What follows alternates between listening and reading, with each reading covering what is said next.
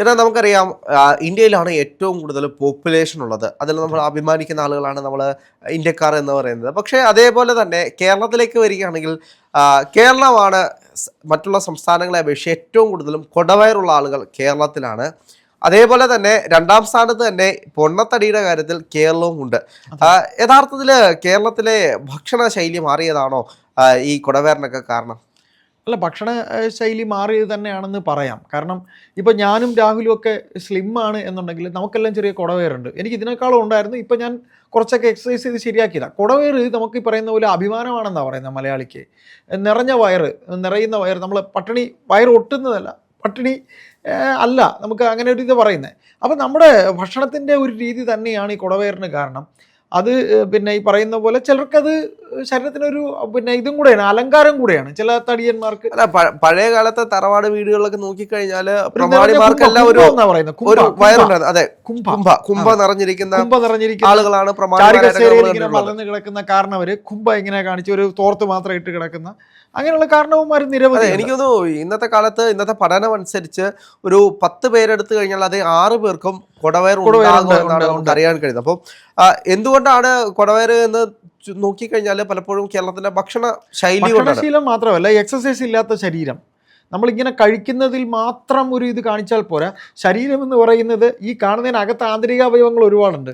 അപ്പൊ അത് ഈ പുറമെയുള്ള എക്സസൈസ് കൊണ്ട് ആന്തരിക അവയവങ്ങളും അല്ല, അതുകൊണ്ട് കൊടവയറിൽ 1ാം സ്ഥാനത്തേക്ക് കേരളം എത്തുകയാണ് എന്നതൊരു സന്തോഷകരമായിട്ടുള്ള വിഷയമാണ്. പിന്നെ പൊണ്ണത്തടിയുടെ കാര്യം നമ്മൾ പറഞ്ഞു. പൊണ്ണത്തടിയിൽ 2ാമത്തെ സ്ഥാനത്താണ് കേരളം. പൊണ്ണത്തടി എനിക്ക് തോന്നുന്നത് ഒന്ന് ഈ പറയുന്ന രീതിയിൽ വാരി വലിച്ച് തീറ്റ കൊണ്ട് തന്നെയാണ്. അല്ല, മാറി വരുന്നൊരു നമുക്കറിയാം. ഇപ്പോ ഭക്ഷണപ്രിയരാണ് മലയാളികൾ. തീർച്ചയായും ഭക്ഷണം ഇഷ്ടപ്പെടുന്നത് നല്ലത് തന്നെയാണ്. അതെ, ഇപ്പോ നമ്മള് തിരുവനന്തപുരത്തേക്ക് നോക്കിക്കഴിഞ്ഞാൽ സദ്യ ഇനത്തിൽപ്പെട്ട ആഹാരങ്ങൾ സദ്യ പ്രിയപ്പെട്ടവരാണ്. ചില ഈ തിരുവനന്തപുരം കൾച്ചർ തമിഴ്നാട് കൾച്ചറാണ്. തമിഴ്നാട് കൾച്ചറിൻ്റെതായ കുറെ ഫുഡ് തിരുവനന്തപുരത്തുണ്ടാകും. പക്ഷേ മധ്യമേഖലയിലേക്ക് വരികയാണെങ്കിൽ അവിടെ നോൺ വെജ് ഐറ്റങ്ങളാണ്. പോർക്ക്, ബീഫ്, മട്ടൺ, അത്തരത്തിലുള്ള കാര്യങ്ങളാണ് കൂടുതലും. ഈ മാംസവിഭവങ്ങൾ പല രീതിയിൽ തന്നെ അവിടെ നിന്ന് നമുക്ക് കഴിക്കാം. അതെ, അങ്ങനെയാണ് അവിടുത്തെ ഒരു ശൈലി. പക്ഷെ നമ്മൾ മലബാർ മേഖലയിലേക്ക് പോവുകയാണെങ്കിൽ അവിടെ കൂടുതലും ബിരിയാണി, മലബാർ ഐറ്റംസ് ആണ്. അല്ല, ഞാനൊരു സത്യം പറയാം രാവിലെ, ഞാൻ കോഴിക്കോട് വർക്ക് ചെയ്യുന്ന ആളാണ്. എനിക്ക് ഇത്രയും ജില്ലകളിൽ കോഴിക്കോടത്തെ ഫുഡ് എനിക്ക് ഇന്നും പറയുമ്പോൾ എനിക്ക് ഭയങ്കര ഇഷ്ടമാണ്. കാര്യം കോഴിക്കോടത്തെ ഫുഡ് നല്ല രസം. വേറെ കൊച്ചു കടയിൽ പോയാലും നമുക്ക് തൃപ്തിയോടെ നമുക്ക് കഴിക്കാൻ പറ്റും. പിന്നെ കോഴിക്കോട് ബീച്ചിൽ രാവിലെ പോയിട്ടുണ്ടാവും.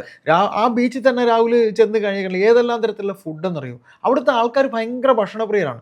കോഴിക്കോട് ഫുഡ് കേരളത്തിലെ ഏറ്റവും നല്ല ഫുഡ് കിട്ടുന്ന സ്ഥലമാണെന്ന് കോഴിക്കോട് കുറച്ചാളെങ്കിലും ജീവിച്ചവർ പറയുന്നുള്ള കാര്യം സത്യം. അപ്പൊ അത്രയ്ക്ക് ഫുഡ് ഇഷ്ടമല്ല. ഇതിനകത്ത് നമ്മൾ മനസ്സിലാക്കേണ്ട കാര്യം എന്ന് വെച്ച് കഴിഞ്ഞാൽ മാറി വരുന്നൊരു ഭക്ഷണ രീതിയാണ്, ഭക്ഷണക്രമം. നേരത്തെ ഉള്ള ആളുകൾക്ക് എന്ന് വെച്ച് കഴിഞ്ഞാൽ ഇപ്പോൾ പല നടന്മാരാണെങ്കിലും പറയുന്ന കാര്യമുണ്ട് ബിരിയാണിയെ പറ്റി. അതെ, ബിരിയാണി ഇഷ്ടപ്പെടുന്ന ഒരുപാട് നടന്മാരുണ്ട്. വിഷമം വന്നു കഴിഞ്ഞാൽ ബിരിയാണി കഴിക്കുന്നവരുണ്ട്, സന്തോഷം വന്നാൽ ബിരിയാണി കഴിക്കുന്ന ആൾക്കാരുണ്ട്. പക്ഷേ ബിരിയാണിയുടെ ഒരു തട്ട് താന്നു പോയി, അല്ലെങ്കിൽ ബിരിയാണിക്ക് വലിയൊരു ഇടിവ് സംഭവിച്ചു. ആ ഇടിവ് സംഭവിച്ചതിൻ്റെ കാര്യം ചില കടക്കാര് ബിരിയാണി കൊടുത്ത ആൾക്കാരെ പറ്റിക്കുകയാണ്. നമ്മുടെ നാട്ടിലെ ആളുകളെ ബിരിയാണി കൊടുത്ത് പറ്റിക്കുകയാണ്. അതുകൊണ്ടാണ് ഇന്ന് എല്ലാവർക്കും ഇഷ്ടം മന്തിയാണ്. ഇപ്പൊ ഒരു 4-5 പേര് പോയി കഴിഞ്ഞാൽ കൂടുതൽ കഴിക്കുന്ന മന്തിയാണ്. അതിന്റെ പ്രധാനപ്പെട്ട കാരണം എന്ന് വെച്ച് കഴിഞ്ഞാല് ഇവിടെ നാട്ടില് ബിരിയാണി കൊടുത്ത ആളുകൾ പറ്റിച്ചോണ്ടാണ്. തീർച്ചയായിട്ടും നമ്മുടെ ഏതെങ്കിലും കടയിൽ പോയി ബിരിയാണി കഴിക്കാൻ പറ്റുമോ? ഇന്ന് ബിരിയാണി എന്ന് പറഞ്ഞു കഴിഞ്ഞാൽ ഏതെങ്കിലും കടയിൽ ചെന്ന് കഴിഞ്ഞാൽ അവിടെ ഉണ്ടാക്കി വെച്ചിരിക്കുന്ന കോഴിക്കറി എടുത്തിട്ട് നേരെ അതിനകത്തോട്ട് ഇട്ടിട്ട് അതിനകത്തോട്ട് ചോറ് വാരിയിടും, അല്ലെങ്കിൽ ബീഫ് എടുത്തിട്ട് അതിനകത്തോട്ട് ഇട്ടിട്ട് ചോറ് വാരി. അങ്ങനെ പറ്റിച്ചാണ് മലയാളികൾ ബിരിയാണി മടുത്തു പോയത്. തീർച്ചയായിട്ടും ഏതെങ്കിലും കടയിൽ ചെന്ന് ബിരിയാണി തിന്നാൻ പറ്റുമോ? ബിരിയാണി എന്ന് പറഞ്ഞു കഴിഞ്ഞാൽ പണ്ടൊക്കെ ദമ്മിട്ട ബിരിയാണിയൊക്കെ നമുക്കറിയാം. കോഴിക്കോട് മേഖലയിലൊക്കെ പോയി കഴിഞ്ഞാൽ നല്ല ബിരിയാണി കഴിക്കാം, നല്ല ടേസ്റ്റോട് കൂടി കഴിക്കാം. ഓരോ ഹോട്ടലുകളുടെ പേര് നമുക്ക് പറയാൻ പറ്റും, നല്ല ബിരിയാണി കിട്ടും. അതെ, അന്ന് ബിരിയാണിയൊക്കെ വരുന്ന സമയത്ത് ഒരു ട്രെൻഡായിരുന്നു ബിരിയാണി എന്ന് പറഞ്ഞു കഴിഞ്ഞാൽ. എല്ലാവരും പോയി കഴിക്കുന്നൊരു ആഹാരമായിട്ട് മാറി. പക്ഷേ ഇന്ന് ഏറ്റവും വലിയ വിഷയം എന്ന് വെച്ച് കഴിഞ്ഞാൽ ബിരിയാണി കൊടുത്ത ആൾക്കാരെ പറ്റിച്ചു എന്നത് മാത്രമല്ല, ഭയങ്കര പണമാണ് ബിരിയാണിക്ക് ഈടാക്കുന്നത്. 150 രൂപ കൊടുത്തൊരു ബിരിയാണി കഴിച്ചു കഴിഞ്ഞാല് വളരെ പറഞ്ഞ പോലെ കറി എടുത്ത് ചോറിനകത്ത് ഇട്ടാണെങ്കിൽ തരുന്നേ.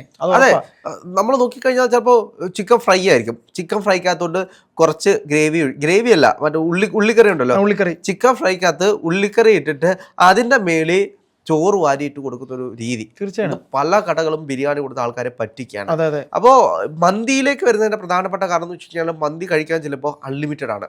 റൈസ് അൺലിമിറ്റഡ് ആണ്. ബിരിയാണി എന്ന് വെച്ച് കഴിഞ്ഞാൽ കുറച്ച് മാത്രമേ ഉള്ളൂ. റൈസ് ഉണ്ടാവും. പക്ഷെ മന്തി കഴിക്കാൻ നേരത്ത് നിറയെ റൈസ് കാണുമ്പോൾ 4 പേര് പോയി കഴിച്ചു കഴിഞ്ഞാൽ വയറ് നിറയെ വയറ് പൊട്ടിയ അന്നനാളത്തിന്റെ അവിടം വരെ വരുന്ന രീതിയിൽ നമുക്ക് ആഹാരം കഴിക്കാം. അതുകൂടാതെ തന്നെ പീസ് ആകുമ്പോൾ വലിയ പീസുകൾ കിട്ടും. ഉറപ്പാണ്. മന്തിയെ സംബന്ധിച്ച് വലിയ പീസ് കിട്ടും. അതെ. ബിരിയാണിക്ക് 150 രൂപ കൊടുക്കുന്ന സമയത്ത് 200 രൂപ കൊടുത്തു കഴിഞ്ഞാൽ മന്തി കിട്ടും. അതെ, അതൊരു 3 പേർക്ക് കഴിക്കാം. അതെ, അല്ല ഒരാൾക്ക് വയറ് നിറച്ച് കഴിക്കാം. ഞാൻ ഈ മന്തി അധികം കഴിച്ചിട്ടില്ല. മക്കളൊക്കെ മേടിച്ച് കഴിക്കുന്നത് കണ്ടിട്ടുണ്ട്. എന്റെ കൂടെ ചെറുതായിട്ട് ഞാൻ ഈ മന്തി അധികം കഴിക്കണം. മന്തി നല്ല ടേസ്റ്റ് ആണ്. ഇപ്പോ നമ്മള് മന്തിയെ കുറ്റം പറയുന്ന ആൾക്കാരൊക്കെ എന്തെങ്കിലും സെറ്റിൽമെന്റ് പറഞ്ഞു കഴിഞ്ഞാൽ മന്തി വാങ്ങിച്ചു തരാ എന്ന് പറയുന്നത്. അല്ല, ഞാൻ സത്യമാണ് പറഞ്ഞാൽ മന്തി അധികം ഞാൻ കഴിച്ചിട്ടില്ല. മക്കളൊക്കെ ഈ പറയുന്ന പോലെ നമുക്ക് വീട്ടിൽ കൊണ്ടുവരുമല്ലോ, അവർ മേടിച്ച് കൊണ്ടുവന്നിട്ട് അവർ കഴിക്കുന്ന കൂട്ടത്തിൽ ചെറുതായിട്ട് കഴിച്ചു. കാരണം ഞാൻ നിങ്ങളുടെ തലമുറയിൽപ്പെട്ട ആളല്ലാത്തതുകൊണ്ടാണ് മന്തിയുടെ ടേസ്റ്റ് കൂടുതലായിട്ട്. അതെ, ഓരോരുത്തർക്കും ഓരോ ടേസ്റ്റ് ആണല്ലോ. പിന്നെ നമുക്ക് ഒന്നുകൂടെ പറയാം, കേരളത്തിന്റെ ദേശീയ ഭക്ഷണമായിട്ട് മറ്റൊന്നുകൂടെ പറയാം. നമ്മുടെ ഈ പൊറോട്ടയും ബീഫും, പൊറോട്ട ഒരു ദേശീയ ഭക്ഷണമായിട്ടുള്ള രീതിയിലാണെങ്കിൽ പൊറോട്ടയും ബീഫും മറ്റൊരു വികാരം. നമ്മള് പൊറോട്ട നാണയത്തൊട്ട് പൊറോട്ട ഉണ്ട്. ഇപ്പോ ഉച്ച സമയത്ത് നമുക്ക് പോയി കഴിഞ്ഞാൽ പൊറോട്ടയും ബീഫും കഴിക്കാൻ വലിയൊരു ഇത് കാണത്തില്ല. പക്ഷേ ഒരു വൈകുന്നേരം സന്ധ്യ സമയത്ത് നമുക്ക് കഴിക്കാൻ പറ്റിയൊരു ഭക്ഷണം എന്ന് പറയുന്നത് ബീഫും പൊറോട്ടയും.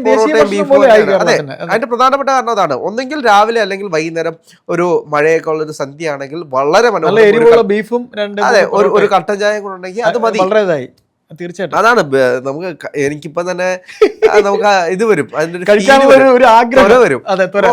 മന്തി എന്ന് പറയുന്നത് നമുക്ക് ഒരു സമൃദ്ധിയുടെ ഒരു രൂപമാണ്. ശരിയാണ്, നിറഞ്ഞിരിക്കും. അതായത് കഴിക്കാൻ ചെല്ലുമ്പോഴത്തേക്കും നിറഞ്ഞിങ്ങനെ ടേബിൾ നിറഞ്ഞിരിക്കും.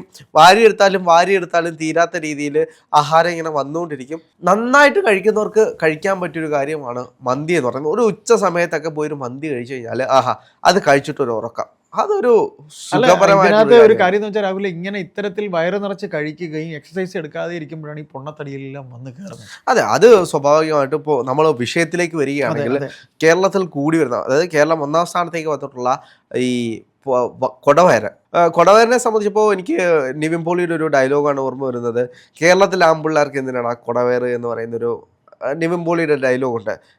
എനിക്ക് തട്ടത്തിൽ മറയാത്ത സിനിമയിൽ പറയുന്നത്. അതേപോലെ തന്നെയാണ് കൊടവയറിന്റെ കാര്യത്തിൽ വിഷയമൊന്നുമില്ല. ചെറിയ കൊടവയറുള്ളതൊക്കെ നല്ലതാണ്.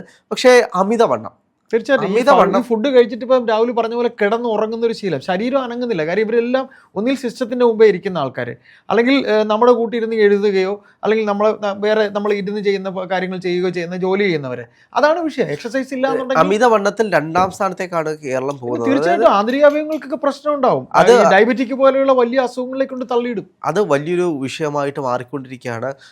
എന്താണെങ്കിലും ആഹാരത്തിന്റെ കൂടെ തന്നെ കേരളം ഇനിയും ശ്രദ്ധിക്കേണ്ട എക്സസൈസ് വളരെ വേണ്ടതാണ്. അല്ല, ഇവിടെ ഏറ്റവും വലിയ വിഷയം എന്ന് വെച്ച് കഴിഞ്ഞാൽ നമ്മൾ നോക്കിക്കഴിഞ്ഞാൽ മലബാർ മേഖലയിലാണ് 35,000 കോടിയുടെ ഇൻവെസ്റ്റ്മെന്റ് വിദേശ രാജ്യങ്ങളിൽ നിന്നും നടത്തിയിട്ടുള്ളത്. എന്തിനാണ് ഈ വിദേശ രാജ്യങ്ങൾ ഇത് നടത്തിയിട്ടുള്ളത് എന്ന് നോക്കിക്കഴിഞ്ഞാൽ ഇവിടുത്തെ ഹോസ്പിറ്റൽ മേഖല എന്ന് പറയുന്നത് കോഴിക്കോടാണ് ഏറ്റവും കൂടുതൽ ഡയബറ്റിക് രോഗികളുള്ളത്, കിഡ്നി ഫെയിലർ. ഈ കാര്യം നമ്മൾ ശ്രദ്ധിക്കേണ്ട കാര്യം. ഇപ്പം ഈ പറഞ്ഞ പോലെ ഇവരെല്ലാം ഭയങ്കര ഭക്ഷണപ്രിയരാണ്. ഞാൻ അവിടെ 1 വർഷം ജോലി ചെയ്തോളാം. ഞാൻ കണ്ടിട്ടുള്ള നമ്മുടെ കൂട്ടൊക്കെ ഉള്ള ആൾക്കാർ, ഇപ്പം രാഹുലിന്റെ കൂട്ടുള്ള ആൾക്കാർ, ചെറുപ്പക്കാർ എങ്ങനെയെന്നറിയോ, ട്രീറ്റാണ് ഫുഡ് കഴിക്കുക. അല്ലാതെ അവർക്ക് സിനിമ കാണാൻ പോകാനോ കറങ്ങാൻ പോകുന്നില്ല. എടാ ഇന്ന് വൈകിട്ട് നമ്മൾ പോകും ഇന്ന ഹോട്ടൽ. ഞാൻ കേട്ടില്ല, എൻ്റെ കൂടെ ജോലി ചെയ്ത കൊച്ചു പയ്യന്മാർ ഫുഡ്. അത് മാത്രമല്ല, രോഗികൾ ഇപ്പം ഡയബറ്റിക് ഉള്ള നമ്മുടെ MK മുനീർ, പഴയ മന്ത്രി, അദ്ദേഹം ഇപ്പം ഹൈ ഡയബറ്റിക് പേഷ്യൻ്റ് ആയിരുന്നു. അദ്ദേഹത്തിന് തീരെ വയ്യാതായി. അദ്ദേഹം കഴിക്കുന്ന അലുവയ്ക്കൊന്നും കണക്കില്ലായിരുന്നു. കാര്യം കോഴിക്കോട് മേഖലയിൽ ഇപ്പം ഈ പറഞ്ഞ പോലെ ആശുപത്രികൾ കൂടുന്ന കാര്യം എന്താ, ആൾക്കാർ ജീവിച്ചിരിക്കുന്ന കാലം കഴിക്കുക. അതിനകത്ത് നമ്മൾ ശ്രദ്ധിക്കേണ്ട മറ്റുള്ള കാര്യം എന്ന് വെച്ച് കഴിഞ്ഞാൽ കേരളത്തിൽ പൂട്ടിപ്പോകുന്ന ചെറുകിട ആശുപത്രിയുടെ എണ്ണം വളരെയധികം കൂടിക്കൊണ്ടിരിക്കുകയാണ്. വൻകിട ആശുപത്രികളാണ് ഇപ്പൊ ഏറ്റവും കൂടുതൽ കൂടി വരുന്നത്. വളരെ കൂടുതൽ ഇവിടുത്തെ ഇൻഷുറൻസ് കമ്പനികളാണ് ഇപ്പോൾ പലപ്പോഴും ഇത് നിയന്ത്രിക്കുന്ന ഒരു സാഹചര്യത്തിലേക്ക്. 5 വർഷം കൊണ്ട് കേരളത്തിലെ പ്രൈവറ്റ് ഹോസ്പിറ്റൽ ഉണ്ടായിട്ടുള്ള മരുന്നുകളുടെ വർധന എന്ന് പറയുന്നത് വളരെ വലുതാണ്. 5 ഇരട്ടിക്ക് മേളിലാണ് വർധന. ഇരട്ടി തുകയാണ് ചില മരുന്നുകൾക്ക് പ്രൈവറ്റ് ഹോസ്പിറ്റലിൽ ഈടാക്കുന്നത്. വെറും 5 കൊല്ലം കൊണ്ടുണ്ടായ മാറ്റമാണ് കേരളത്തില്. ആരോഗ്യ രംഗം തന്നെ മാറിയിരിക്കുന്നു. ആഹാര രീതി, എക്സസൈസ് ഇല്ലായ്മ ഒക്കെ തന്നെയാണ്. അതെ, കേരളം ഇനിയും ശ്രദ്ധിക്കേണ്ട ഒരു വിഷയമാണ്. ഇപ്പോൾ നമ്മൾ തമാശ രൂപേണ 1ാം സ്ഥാനത്തേക്ക് കുടവയറിന് വന്നു എന്ന് പറയുമ്പോഴും 2ാം സ്ഥാനത്തേക്ക് അമിതവണ്ണത്തിന് വന്നു എന്ന് പറയുമ്പോഴും നമ്മൾ ശ്രദ്ധിക്കേണ്ട ഒന്നാണ് കേരളത്തിൽ കൂടി വരുന്നിട്ടുള്ള ഇത്തരത്തിലുള്ള രോഗങ്ങളുടെ എണ്ണം. അപ്പോൾ കേരളത്തിലെ ആളുകൾ രോഗികളായിട്ട് മാറുന്നൊരു സാഹചര്യം നിലനിൽക്കുന്നുണ്ട്. ഇവിടുത്തെ അത് കൃത്യമായി കണ്ടുകൊണ്ടാണ് വിദേശ രാജ്യത്തെ കമ്പനികൾ ഇവിടേക്ക് ഹോസ്പിറ്റൽ മേഖലയിൽ ഇൻവെസ്റ്റ്മെൻറ്റ് ചെയ്തേക്കുന്നത്. തീർച്ചയായും ഇന്ന് നിങ്ങൾക്ക് തരുന്ന ആഹാരം നാളെ നിങ്ങൾക്ക് ഒരു രോഗമായിട്ട് ബാധിച്ചേക്കാം. അതെ, ആഹാരം ജീവന് അല്ല, അത് തന്നെയാണ് വേണ്ടിയിട്ടുള്ളതാണ്, ഞാൻ പറഞ്ഞത്. ജീവൻ നിലനിർത്താൻ വേണ്ടിയിട്ടുള്ളതാണ്. തീർച്ചയായിട്ടും നമ്മൾ കഴിക്കുന്ന ഈ പറഞ്ഞ കറക്റ്റാണ്. നമ്മൾ കഴിക്കുന്ന ആഹാരം നമ്മുടെ ജീവൻ നിലനിർത്താൻ വേണ്ടിയുള്ളതാണെന്ന് ചിന്തിക്കുന്നത് പോയി കഴിഞ്ഞു. കാര്യം സ്വാദിഷ്ടമാണ് ആഹാരം കഴിക്കണം, കഴിക്കണം, വിശാലമായിട്ട് സ്വാദിഷ്ടമായിട്ട് കഴിക്കണം. വാരി വലിച്ച് കഴിക്കാൻ പാടില്ല എന്നുള്ളൊരു മെസ്സേജ് കഴിയുന്നില്ല. വാരി വലിച്ച് കഴിച്ചോ, എങ്ങനെ വേണമെങ്കിലും കഴിച്ചോ, എക്സസൈസ് പക്ഷെ അതിന്റെ കൂടെ തന്നെ കൃത്യമായിട്ട് ആരോഗ്യം മെയിൻറ്റെയിൻ ചെയ്ത് കൊണ്ടുപോകണം. എക്സസൈസ് ഇപ്പോൾ വാരി വലിച്ച് കഴിക്കാൻ വേണ്ടി ഒരു ദിവസം എടുത്തോ, 1-2 ദിവസം വാരി വലിച്ച് കഴിച്ചോ, ബാക്കിയുള്ള ദിവസങ്ങളിൽ കൃത്യമായിട്ട് നമ്മൾ അഡ്ജസ്റ്റ് ചെയ്ത് പോയി കഴിഞ്ഞാൽ നമുക്കിപ്പോൾ എക്സസൈസ് ആവശ്യമാണ്. ഇപ്പോൾ രാഹുൽ പറഞ്ഞ പോലെ കഴിച്ചിട്ട് നമ്മളിപ്പോൾ കിടന്നുറങ്ങുന്ന സ്വാഭാവികമാണ്. പക്ഷെ കിടന്നുറങ്ങുന്നതോടുകൂടി തന്നെ പതിയെ പതിയെ രോഗിയായി തീർന്നു പോവുകയാണ്. ശരീരം അനങ്ങണം. ശരീരം ആണെങ്കിൽ നമ്മൾ ഈ കാണുന്നതിന് പുറമെ കാണുന്നതല്ല, അകത്ത് കുറേ അവയവങ്ങളുണ്ട്. ഈ അവയവങ്ങൾക്ക് വിഷമായി കഴിയുമ്പോഴാണ് നമ്മൾ പറയുന്ന പോലെ ഡയബറ്റിക് പോലെ, കിഡ്നി രോഗങ്ങൾ പോലെ അങ്ങനെയുള്ള പ്രശ്നങ്ങളൊക്കെ. അതെ, തീർച്ചയായിട്ടും ആഹാരത്തിൽ ശ്രദ്ധിക്കുന്നതോടൊപ്പം തന്നെ കുടവേറെ നമുക്ക് അലങ്കാരമാണ്.